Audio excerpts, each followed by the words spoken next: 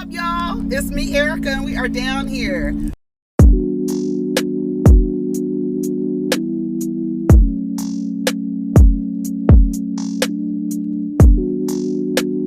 Peace, y'all. Take care of each other. Protect your energy. What's up, everybody? It's me, Erica. It's Friday. Let me go. I'm going to go this way. It's raining, y'all. It's Friday. It's raining. I just dropped my kid off because it's super raining this morning. I hope everybody is having a wonderful Friday. So far, so good. It's dark as hell. So next week we will definitely be in the house. It's a different vibe in the house, you guys. If you look at the videos from last year when time changed last year and we had to take it to the house, and you see it's a different vibe. I just have to be very careful when it's raining because people don't adjust how they drive in the rain, which I think is really weird. I think if you add another variable to your driving condition, you should adjust the way that you drive. And some people just don't. They just don't consider, I guess, themselves and consider the weather. I don't know. I really find it weird when people just drive fast in the rain. I don't know. I'm like, what kind of car do you have? And what kind of not steering wheel, but what kind of tires do you have? Like, why? I don't understand. Like, to me, I feel like that. I don't know. This is not a risk that I'm willing to, to take. Anyways, we do have some trending topics to discuss today. And I have a girl, decide what you're gonna do.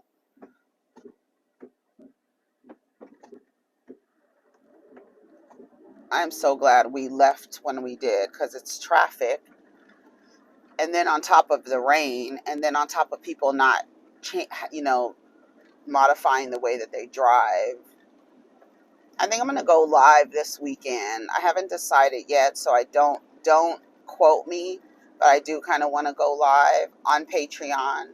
So I'm gonna go live on Patreon, and then I'll share the link, the live stream link with the members, and then we can go live. So I will definitely make an announcement beforehand, so you guys will have enough time if you'd like to join. I don't have any particular thing to talk about. We can just, I wanted to kind of do a question and answers since we are in a more private space, that we could do like a question and answer segment, and we'll do it on. Yeah, I think that's what I'll do. I'll post the link, and you guys can do your question and answer, or your questions. Come on, question and answer, and then I'll choose which questions that I want to answer, and then we'll discuss. I think that will be fun. Okay, so get your questions ready, and we'll play that game. What else? So there's some things that I was listening to this morning that was really insightful. I think it was yesterday, I got a comment. I shared it on the community page. I got a comment from someone saying that I'm just mad because nobody picked me to marry me. And I don't understand. I wonder if there are people who are subscribed to me who feel like she just needs a man, but not knowing like what happens when this camera goes off, right? Now, I'm not saying that I'm in partnership, but you just don't know what the guy got going on when that goddamn camera goes off, right? And this idea that somebody's disposition about about just like, for me, I've always been like that. Whether there have been times in my life when I wanted partnership or not, I've always been like, I don't think that I am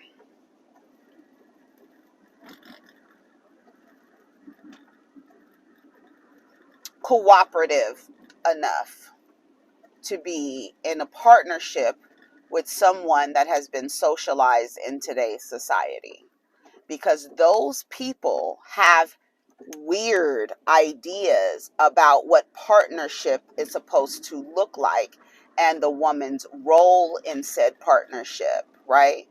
And it's very strange how men have been taught to relate to women, and it doesn't work with me. It doesn't, there's no, the collaboration that will come with the kind of partnership that a lot of these men want. I myself am not able to do that. I'm not. Okay, are you trying to figure out what you're gonna do? You don't know? Okay. I'm working with you, girl. So that's, for me, it doesn't, and I think, like, every now and again when I'm talking about this stuff, I said there's a woman that's really watching the television screen, thinking to herself or saying to her friend or saying to her husband or partner, all she needs is a good man. And it's like, girl, have you been listening? Bro, have you been listening?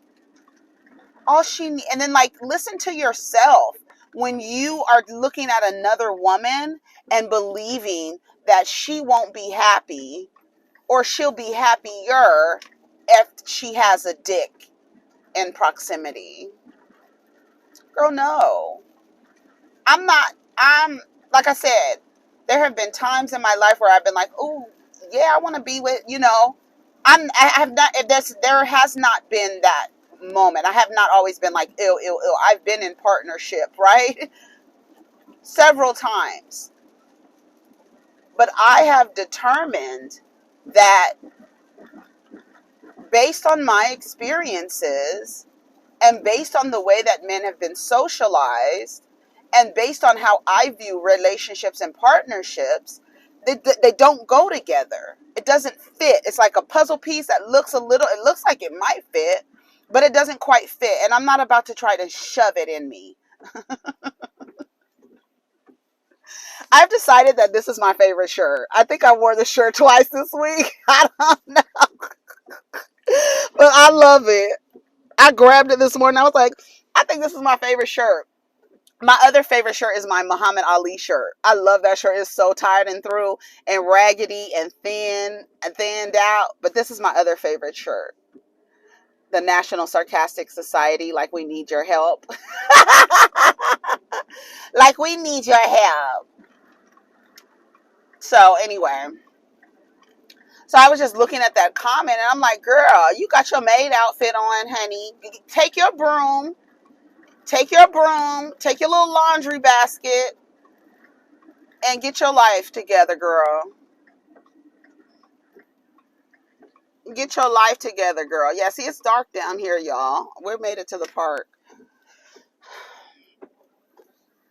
But yeah, so let me turn my lights off. I gotta turn all these lights off, all these contraptions in the mobile studio.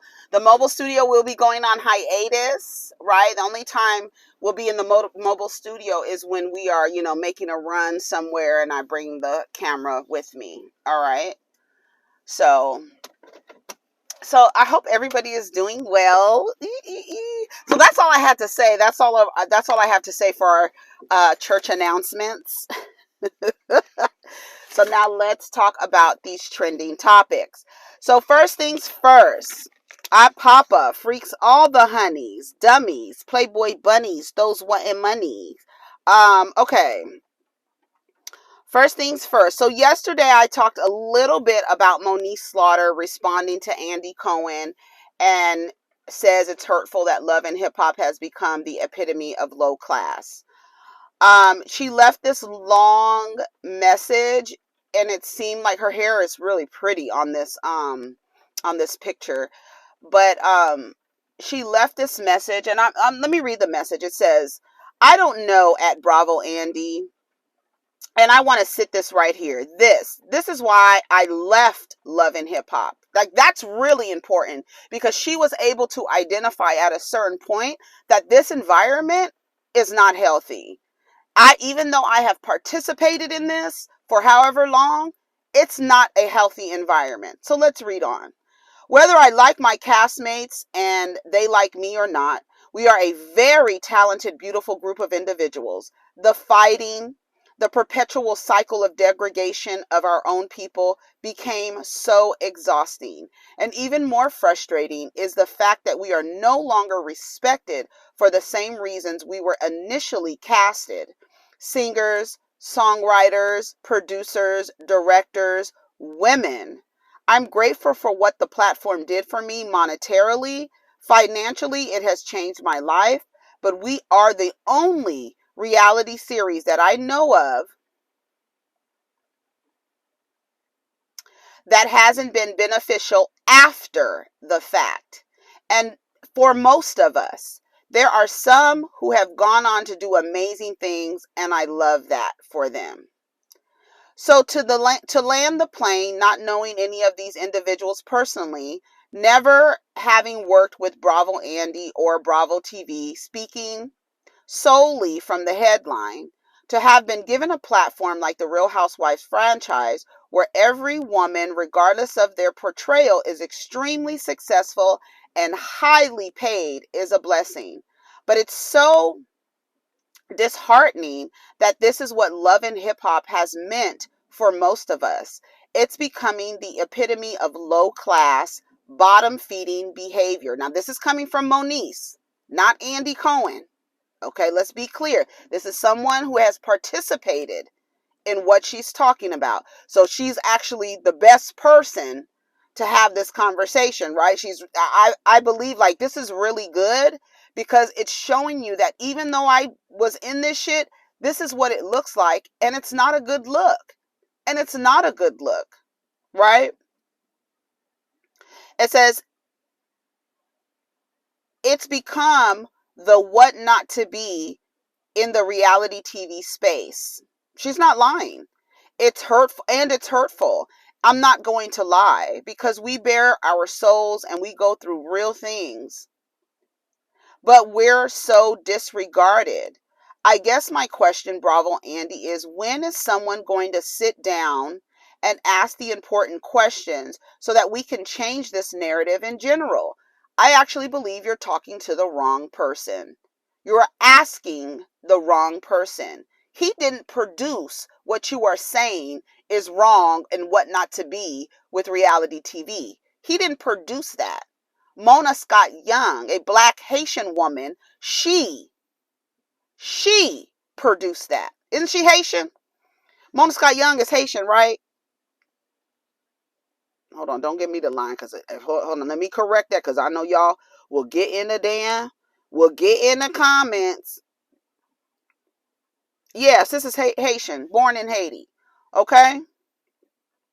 So you have a woman who produced the epitome of low class, bottom feeding behavior, and she used that. She used the fact that these group of people did not know how to resolve conflict intelligently. She used a group of people who were operating or vibrating at a low level at their time, and then resolved conflict through physical altercations. There has never been a car or any kind of barrier placed in front of or in between two women coming to have a conversation and to settle whatever differences they have on the Real Housewives. Now, while the Real Housewives, there have been groups of them or individuals who have snapped, who have blacked out, and on all of them, not just Atlanta and Potomac, on all of them. But the fact remains that no one is walking around on the set of a Real Housewives set fearing that another person that they are in cast with is going to jump them, looking over their shoulder. There's no threat of violence on Real Housewives of Atlanta. There's a threat of violence on Bad Girls Club and Love and Hip Hop. And it's cast members. These women on Real Housewives, yes, they've been mad at each other. They've started rumors. They've done crazy things, but there's no threat of physical violence. That's the problem. And we don't want, and then another thing. Here, let me finish reading her statement. Because I can speak for myself when I say, if I'd been handled with care on and off camera by my production companies and network, 98% of what I had to do, not to be blackballed or to not have my pay withheld so that I can continue to provide for my son as a single mother who doesn't believe in filing for child support or relying on a child's father for money. Girl, that right there, that statement right there, that's why your ass was on Love and Hip Hop. I just don't.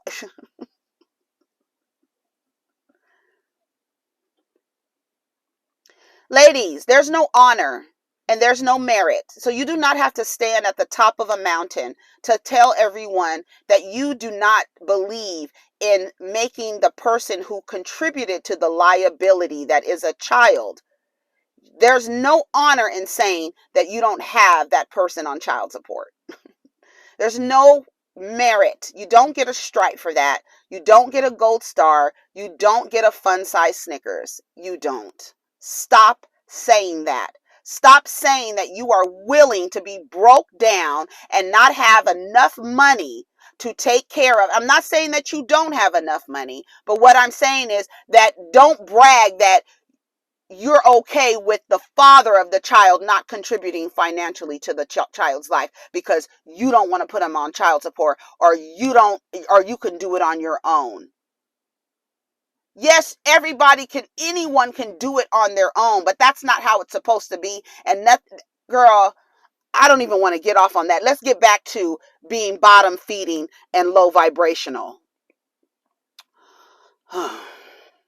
I would have never done or participated in. What, girl, I'd really like to see the game change, because whether people want to respect it or not, there are millions of young women who have selected Love and Hip Hop cast franchise wide as role models. That's not a conversation for someone who didn't produce it. Now, maybe if you can ask Andy and say, hey, what did you guys do differently so that your show isn't built on this template that all conflict is resolved through violence, through physical violence. And this idea, and like I said yesterday, like I spent so many days yesterday, what I said yesterday was that you can't sit here and act like we are a monolith and get upset because someone says that they don't want their production to be what Moniece has described as low-class, bottom-feeding behavior. She was on the show, and that's how she's describing it. You need to go to Mona Scott Young and ask her, why did you help create this space? Why? Because the audience was fueled by physical altercations and people getting into fights. That's what people liked to see. And there is an audience for that. Not right or wrong, there's an audience for that. And what happened was that audience came over with that same mentality and with that same template and brought it over to Real Housewives of Atlanta. And I believe that Andy said that because he saw us saying that. And a lot of people, he cannot say that because he's a white man, he's Jewish, but he's also the producer of the show. And if you feel some type of way about someone saying that I don't want my show to be produced like this, that one of their cast members describes as the epitome of low class, we're not going to act like that there isn't a class system within the Black community. Right or wrong. Listen to what I'm saying. Right or wrong. Like I said, it's not really a race thing. It's really a class thing. Because people, you know,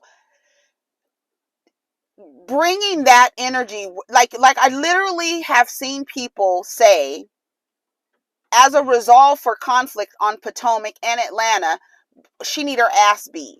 That's not how they resolve conflict over there. That's how they do it on Love and Hip Hop and on VH1.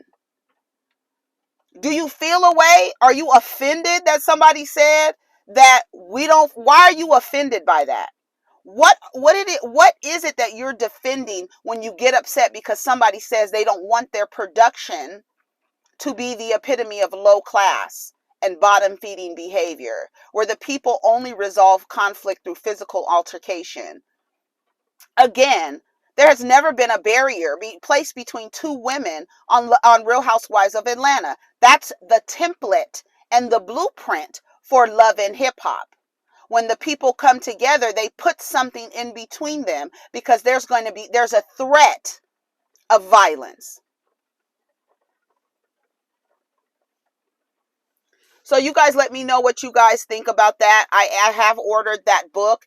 It is really causing a stir on the internet. It really is. Not all diamonds and rosé. It's basically, from what I've gathered, it's just like a historical kind of dialogue about the show from the beginning and all the different things that have happened. And so there are like a lot of interviews from different cast members and producers about things that have happened. So people are really invested in it. People have, gave their commentary, but I've ordered the book. Somebody said it was on Apple Books as well, if you want to get it electronically, and then on Kindle as well. So if that's what you guys want to do, I am going to order it. I want the physical copy of the book. I want to see it. I might order it on electronic copy so like we can share screenshots. So anyways, I want to get into McCain. McCain, and this is from the Jasmine brand, but I did read an excerpt of McCain's book. I think it was it New York Times? I don't remember what magazine, but she posted it the other day. And I read I read the entire excerpt, and it was just full of, I'm going to pull all of, I'm a single mom. I'm not a single mom. Well, I mean, she could have added that in there. I don't think she added everything else in there except for I'm white. So I took some screenshots of things that she said in her book, and I was just like, McCain really went out like a sucker. Like, she went out like a fucking sucker, but it's like it's expected. It was expected that she was going to leave and say, oh my God, I was treated so poorly. Not by just The View, because we already had Raven-Symoné come out and say The View behind scenes was a hot mess. So I can imagine, we're not going to take away, but the idea that she was just so mistreated, and then acting like Whoopi was supposed to, I guess because Whoopi made a promise to John McCain that she was going to take care of Megan. I guess Megan thought she was going to have a mammy in Whoopi, because there would be times where I'd be like, girl, you don't have to mammy for Megan. You do not have to do that. And I guess she thought that she was going to have a mammy the whole time, since she made a promise. She made a promise to my dad she was going to look after me.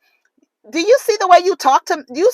Did you see the way that you talk to Whoopi? Did you see the way you talk to Joy Behar? You talked to Joy Behar like, one, she was your age. Two, like she was disrespecting you. Like, you would literally remember that time that she told Joy, you get paid to talk to me. You're going to hear me talk. You get paid to talk to me. It's like, why do you take that stance with her? You're so defensive. And then when somebody says something to you, it's, oh my God, my dad died. Girl, oh my God, I just had a baby.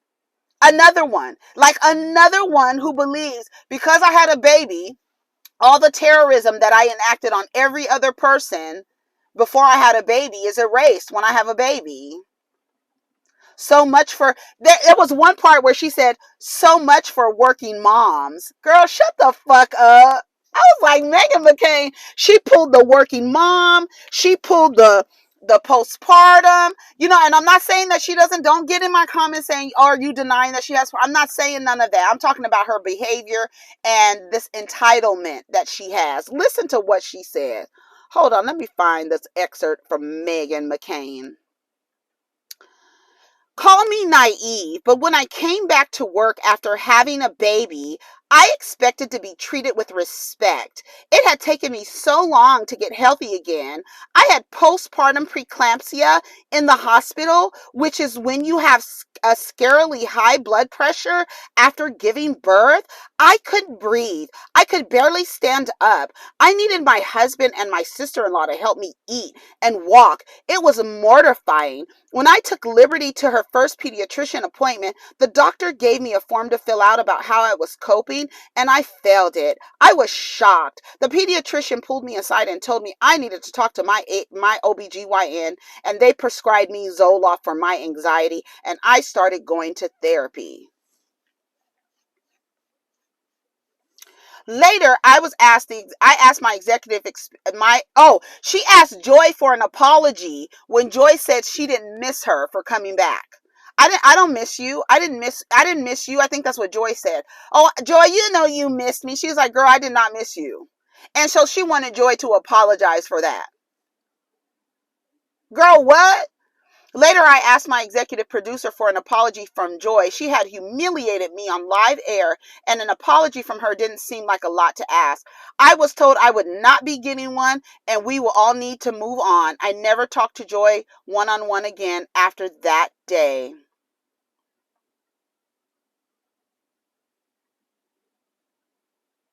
Joy seemed to smell the vulnerability like a shark smells blood and water, and she took after it. Why was this worth it to her? I will never know. But so much for working moms looking out for each other. Girl, shut up, Meghan. You sound so stupid. Meghan McCain, of course, the consummate victim, the white woman, conservative, every single trope you can label, Meghan McCain embodied. Like literally embodied. On down to when white women have babies, they feel like they need to be treated like nothing they did before ever happened. It's crazy. It is crazy. She had made a promise to my father that she would look after me, that Mammy would look after me, honey. And she kept her word for the first 2 years that I was on the show. The thing about Whoopi, though, is that she yields so much power in culture and television, and once she turns on you, it can create an unfathomable tension at the table. I found her open disdain for me more and more difficult to manage as the years went on and it became more frequent. Okay, if she has disdain towards you, have you asked yourself why? Bitch, why? It's like, I'm just focused on the disdain. Forget about what I did for her to feel like that towards me. Once again, here we are. I feel like I'm in the goddamn Groundhog Day. Here we are once again, a person, they're so worried about how somebody is receiving them, but forgetting about how that person experienced them. You're a goddamn terrorist, Meghan McCain. You are. But somehow, some way, somebody's supposed to feel sorry for you and forget how you treated them. Girl, what? Absolutely not. Meghan McCain also talked about her relationship with Joy Behar. The two initially worked well together because they were both strong and unemotional. That's not a brag. But after returning from maternity leave, Joy made it clear she did not miss Meghan, causing her to have a full emotional breakdown. Bye, girl. Bye, girl. I do believe that they do need a documentary on The View. I would really love to see that. Really love to see that. Anyways, let's do another video. We'll be right back. We have a lot more hot topics to talk about, a lot of more trending topics. We'll be right back. Take care of each other and protect your energy. Peace.